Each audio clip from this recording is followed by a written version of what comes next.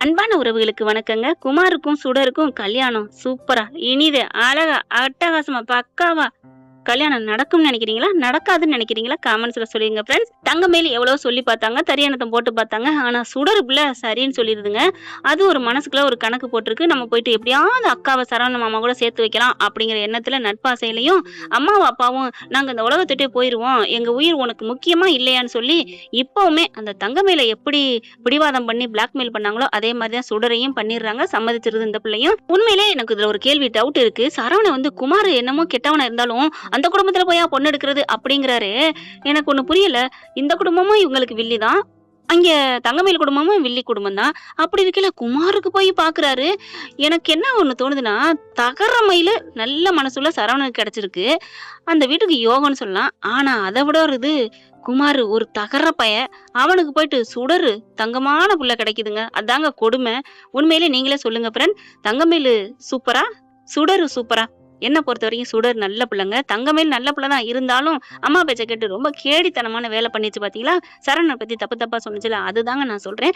ஆனா சுடரை போய் குமாருக்கு கட்டி கொடுக்குறாங்க, அதாங்க கேவலமா இருக்கு. உறவு முறையிலையும் தப்பா தான் இருக்கு. ஆனாலும் அத்தை பிள்ளைங்க மாமா பிள்ளைங்க ஒரே வீட்டுல பொண்ணு எடுக்கிறாங்க, இல்லைன்னா பொண்ணு கொடுப்பாங்க. அது வந்து இயற்கையா நடந்திருக்கு. எங்க வீட்டு பக்கத்திலேயே அண்ணனும் தம்பியும் அத்தை பொண்ணு மாமா பொண்ணு இருக்கிறாங்க. அத்தை பொண்ணை கல்யாணம் பண்ண போற இடத்துல தம்பிக்காரன் அந்த பொண்ணோட அண்ணியோட மாமா பொண்ணு அங்கேதானே இருக்கு இல்லையா, லவ் பண்ணி கல்யாணம் அதாவது சேர்த்து வச்சு வீட்டுலதான் கல்யாணம் பண்றாங்க.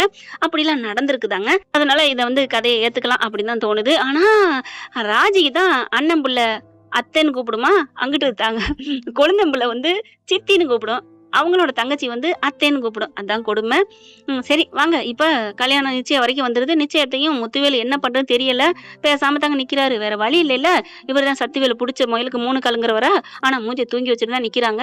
ஏத்து விடு பாவங்க, சொல்லவே இல்லையே. எப்படி சொல்லுவாங்க? பிடிக்காதவங்களுக்கு சொல்லுவாங்களா என்ன? பாக்கியத்தை தாங்க பிடிக்கிறதுக்கு 10 100 கை வேணும் அந்த அளவுக்கு அப்படின்னு ரொம்ப எகத்தாளப்படுது. ஆனா அம்மாச்சி ஒட்ட நறுக்குதுங்க பார், ரொம்ப வாழை ஆட்டாத, பிச்சு போடுவேன். இல்லங்க இல்லம்மா அப்படிங்கிறாங்க. இவ்வளவு பெரிய கோடீஸ்வர வீட்டுல சம்பந்தம் பண்ற அப்படிங்கிறாங்க. என்ன அப்படி பேசுறீங்க? உங்க பேரனை பத்தி தெரியல, என் பொண்ணுதான் தங்கம் அப்படிங்கல. அதை தாண்டி நானும் சொல்றேன், உன் தங்க பிள்ளைய வந்து ஏன் இங்க கொடுக்குற அப்படிங்கிறாங்க. உங்க தங்க பேரனுக்காண்டி போயிட்டு கேட்டீங்களா பொண்ணு அரசிய கட்டி கொடுக்க? அது மட்டும் என்னமா? இதெல்லாம் உனக்கு எப்படி தெரியும்? முன்னாடியே ஒரு வாட்டி கேட்டீங்களா, அது எனக்கு தெரியும். இப்ப அப்பனா கேட்டீங்களா அப்படின்னு சொல்ல, இவ்வளவுதான் வாய பிடிக்கிட்டாளா அப்படின்னு நினைக்கிறாங்க. அடுத்து அவங்க பேசுறாங்க. அடுத்து பாத்தீங்கன்னா ஒண்ணு செய்யறாரு பாருங்க சக்திவேலு. பொட்டி எடுத்துட்டு வராரு. எடுத்துட்டு வந்து பாக்கியத்துட்டு, இந்தம்மா தங்கச்சி இத புடி. என்ன சொன்னீங்க? தங்கச்சினா அப்படின்னு சொல்ல, ஆமாம்மா. என்னங்க சொல்றீங்க? அட நீ என்ன அண்ணனே கூப்பிடுமா. அண்ணே அப்படிங்கிறாங்க. சம்மந்தின்னு சொல்லலாமா? சம்மந்தி எல்லாம் வேணாம், நீ அண்ணனே சொல்லு அப்படிங்கிறாங்க. ஏன்னா இவருக்கு சம பங்கா நினைச்சு பார்க்க மனசு வரலங்க. சம்மந்தின்னு சொன்னா சமத்தியா இருக்கணுமா, சமமா இல்லைங்கிறக்காண்டி அப்படி பேசுறாங்க. அதுக்கப்புறம் பெட்டி எடுத்து கொடுக்குறாங்க. பார்த்தா அதுக்குள்ள நகையா இருக்குங்க. சம்மந்தி என்னது? இதுக்குள்ள 80 பவுன் நகை இருக்கு, போடு உன் மகளுக்கு தான். ஆடி போறாங்க. நீ உன் மகளுக்கு 80 பவுன் நகை பித்தளைய போட்டில, அது மாதிரி இது பித்தலாம் இல்ல, தங்கம்.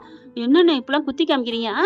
அந்த அப்படின்னு சொல்லிட்டு அந்த கார வீட்டுக்கெல்லாம் நீ கொடுத்திய பொண்ணு, ஆனா நீ கொடுக்க போற வீட்டுல நான் போட்டு கட்டுறேம்மா, அதுக்காக நான் பெருமையா சொன்னேன்.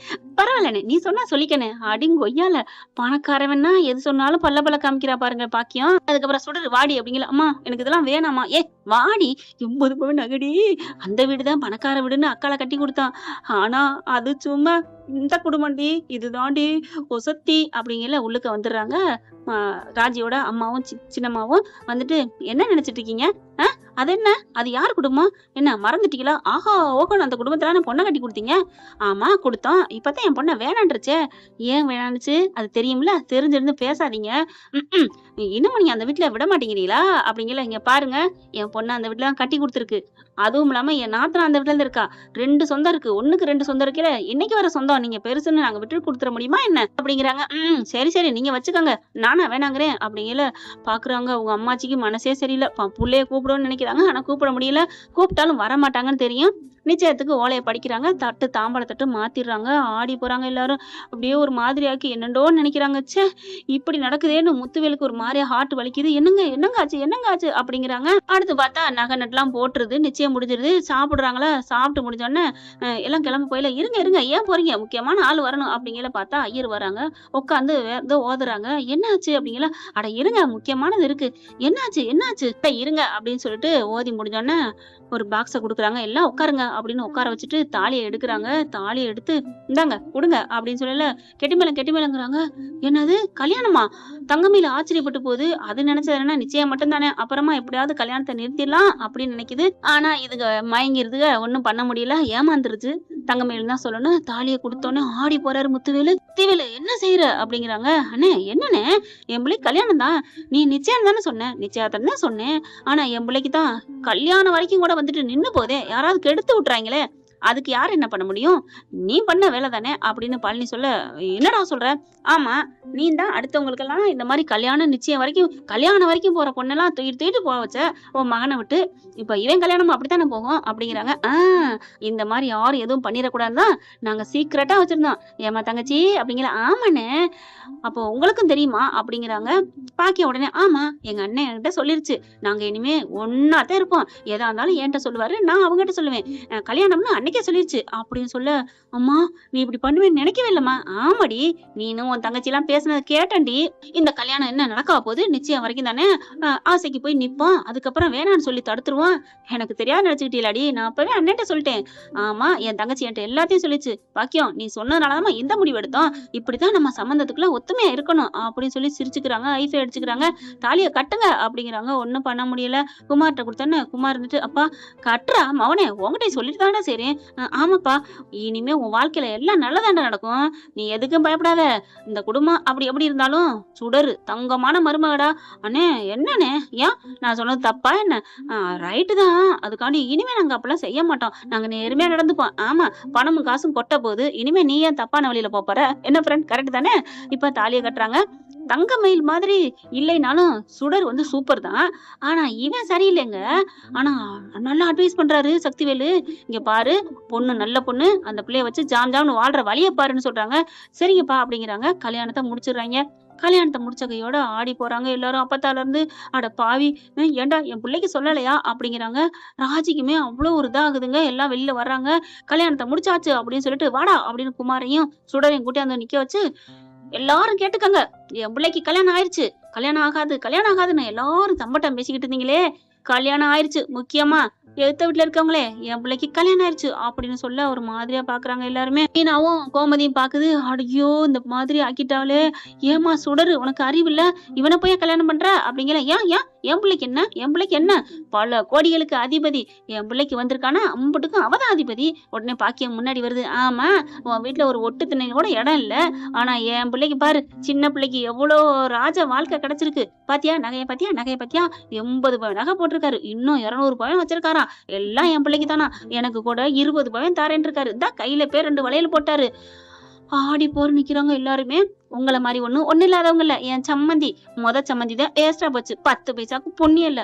அடி பாவி, எவ்வளவு நல்லது பண்ணிருக்காரு, எல்லாத்தையும் மறந்துட்டு பேசுது. நன்றி கட்டது என் நன்றி கொண்டாலும், அந்த திருக்குறள் தாங்க ஞாபகம் வருது, செய் நன்றி கொண்டுட்டா இனிமே எப்படி இருக்க போறான்னு. ஆனா புள்ள பாவம் சுடர் வாழ்க்கையத்தையும் கெடுக்குறாங்க. அதுக்கப்புறம் பெருமை பீத்துனது போதும் அப்படின்ட்டு கோயிலுக்கு போயிட்டு ரோமானே அப்படிங்கிறாங்க. சரின்னு சொல்லிட்டு எல்லாரும் கிளம்புறாங்க. அண்ணே வானே முத்துவேலை கூப்பிட்டா, இல்லடா எனக்கு மனசு சரியில்லை, எனக்கு உடம்பு முடியல அப்படிங்கிறாங்க. அது சரி, என் பிள்ளைக்கு நல்லது நடந்துச்சுல, உனக்கு எப்படி அப்படி வயிறு எரியும், உனக்கு எப்படி நல்லா இருக்கும் மனசு அப்படின்னு சொல்லிட்டு, வயிறு எரியத்தான் செய்யும் அப்படின்ட்டு போறாங்க கோயிலுக்கு. இவங்க இப்படிக்கா போனோன்னா கோமதியை வந்து அவங்க அம்மா வந்து கட்டி பிடிச்சிக்கிறது. என்னம்மா இப்படி நடக்குது, என்ன பண்றதுன்னே தெரியலடி, குமாருக்கு வந்து பொண்ணு கேட்டே நீ கொடுக்க மாட்டேன்டியடி, அதுக்காண்டி இப்படி போய் நீ பண்ணுவியா, அந்த புள்ள பாவமா, அவளை போய் பண்ணிக்கிட்டு அப்படிங்கிறாங்க. என்னடி பண்ண சொல்ற, இனியாவது அவன் திருந்தி வாழட்டும் அப்படிங்கிறாங்க. முத்துவேலு நெஞ்சில கைய வச்சுட்டு உட்காராரு. ஐயா உனக்கு ஒண்ணு இல்லையே, என்னையா அப்படிங்கிறாங்க. இவன் பண்ணதெல்லாம் சரியா, அந்த பிள்ளை தங்கச்சி முறை வேணும், அட விடுப்பா, அதுக்கு என்ன பண்றது அப்படின்னு சொல்லி சமாதானாராங்க. கோயிலுக்கு போறாங்க, சாமியை கும்பிடுறாங்க. அண்ணேன்னு சொல்லிட்டு சக்திவேலை கும்பிடுது பாக்கியம். என்னதா அப்படிங்கிறாங்க. எனக்கு கண்கண்ட சாமி நீதானே இனிமே அப்படிங்குது. அடி பாவி, காசு சொத்து பாக நகைன்னு சாமி ஆக்கிட்டாலே, நமக்கு நல்லதான், இப்படி ஒரு அடிமை இருக்கணும், நமக்கு கேட்கறதுக்கு ஆமா சாமி கும்பிடுங்க சாமி அப்படின்னு சொல்றதுக்கு 2 அடிமைகள் கிடைச்சிருக்கு. சம்மந்தி அப்படிங்கல, சொல்லுங்க சம்மந்தி அப்படின்னு அவங்க தங்கமயில அப்பா வராரு. அப்புறம் சாமி கும்பிட்டாச்சு, கிளம்பலாமா வீட்டுக்கு? கிளம்பலாம், நீங்க சொன்னா கிளம்பலாம். அப்பா, எனக்கு ஏத்த சம்மந்தி நீங்க தாங்க, சொல்லுவாங்க நமக்கு கீழே இருக்கிற இடத்துல தான் போய் சம்மந்தம் பண்ணணும், எனக்கு நலத்தை இருக்கு அப்படிங்கிறாங்க.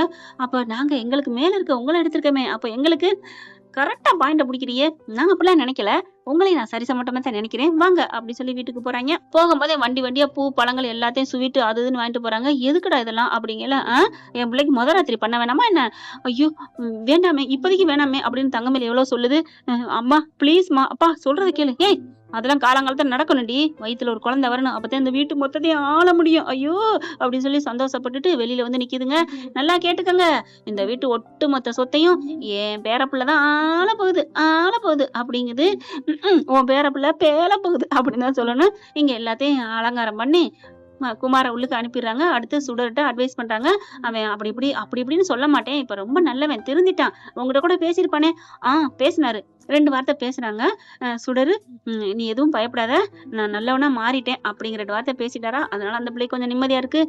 ஃபர்ஸ்ட் நைட் ரூம்குள்ள போகுது, பாலை கொண்டு போய் கொடுக்குது, வாங்கி அப்படி வைக்கிறாரு. உட்கார் சுடரு அப்படிங்கல அந்த பிள்ளை அப்படி பாக்குது. கையை தொடுறாரு, இந்த பிள்ளை அப்படி கையை நெளிக்குது. என்ன சுடரு என்னாச்சு? ஒன்னும் இல்ல அப்படிங்கிறாங்க. ஏன் என்னை பார்த்தா உனக்கு பயமா இருக்கா என்ன? பயம்லாம் இல்ல, எனக்கு பயம் இல்ல அப்படின்னு சொல்ல கையை பிடிச்சு அப்படியே முத்தம் கொடுக்க போறாரு. கையை எடுக்குது. ஏன் என்னாச்சு? எனக்கு நான் இன்னும் படிப்பு முடியல, அதனால என்ன, படி, யாரு வேணாண்டா, உன்னை நான் நல்லா படிக்க வைக்கிறேன், படிக்க வைப்பீங்க, ஆனாலும் எனக்கு அப்படிங்குது. என்ன ப்ளீஸ், எனக்கு மனசெல்லாம் சரியில்லை அப்படிங்கிறாங்க. அதெல்லாம் நீ பார்க்க கூடாது, எவ்வளவு அழகா இருக்கிற, உன்னை நான் தள்ளி படுக்க வச்சுட்டு நான் எப்படி இருப்பேன் அப்படிங்கிறாங்க. அந்த பிள்ளை கையை விட்டுட்டு தண்ணி போய் குடிக்குது. எடுத்து தண்ணி குடிச்சா அப்படியே ரசிக்கிறாரு. அந்த தொண்டையில தண்ணி இறங்குற கூட குமார் ரசிக்க, ச்சே எவ்வளவு அழகா இருக்கேன், இந்த பிள்ளை எப்படி நம்ம விட்டோம் அப்படின்ட்டு இன்னைக்கு விடக்கூடாது அப்படின்னு எந்திரிச்சு போய் கிட்டக்கு போய் அப்படியே தோல்ல தன்னோட தாடைய வைக்கிறான். வச்சா அப்படியே திரும்புறாங்க, தலையை சாக்கிறாங்க. வேணாம் அப்படிங்கிறாங்க. நான் உங்களை என்னன்னு சொல்றது, அண்ணன் முறை வேணும், அண்ணன்னு சொல்றதா அப்படிங்கல, நீ மாமானே கூப்பிடுமா அப்படிங்கிறாங்க. இங்க வா வந்து உட்காரு அப்படின்னு சொல்லி உட்கார வைக்கிறாங்க. இந்த பிள்ளைக்கு கையெல்லாம் அப்படியே நடுங்குது. மறுபடியும் கையை எடுத்து அப்படியே காது ஓரத்துல முத்தத்தை பதிக்க அப்படியே தள்ளி விட்டு எந்திரிச்சிடுறாங்க. டமான்னு கீழே விழுந்துடுறாரு நம்ம குமரவேலு. அம்மான்னு சத்தம் கேட்க, என்னாச்சு அப்படின்னு எல்லாரும் கதவை திறக்க, அம்மா எனக்கு பயமா இருக்கு, இப்போ எதுவும் என்னால வேணாம், நான் வெளில போறேன் அப்படின்னு சொல்லிட்டு வெளியில ஓடி வந்துருதுங்க. என்னடா பண்ணி தொலைச்ச? ஒன்னும் செய்யல, நான் முத்தம் தான் கொடுத்தேன் அப்படின்னு சொல்ல சக்திவேலு, பாவி அந்த பிள்ளை இப்பதானடா பூ மாதிரி பிறந்து வந்திருக்கு, அதுகிட்ட அன்பா பேசிட்டு நீ தூங்குறியாமா, தூங்கு அப்படின்னு நல்லபடியா அந்த பிள்ளை மனசுல இடம் பிடிக்கிறத விட்டுட்டு உடனே பூந்துட்டியாடா, காஞ்ச மாடு பூந்த மாதிரி பாஞ்சிட்டியாடா அப்படிங்கிறாங்க. இல்லப்பா, நீ தானே பக்குவமா பார்த்து நடந்துக்கன்னு சொன்ன. ஆமா சொன்னேன், நீ இப்படி பண்ணா தள்ளி விட்டு கீழே விழுகிற அளவுக்கு பண்ணலாமாடா, அந்த அழகுல சுரேஷ் விழுந்த மாதிரி இப்படி பண்ணிட்டியாடா அப்படிங்கிறாங்க. இல்லப்பா அது வந்துப்பா அப்படிங்கல, நீங்க தானே தனியா படு, அந்த பிள்ளைங்க வர்ற மாதிரி தெரியல, முதல் ராத்திரியே முற்றும் கொண்டலாம் ஆக்கிட்ட, போடா அப்படிங்கிறாங்க.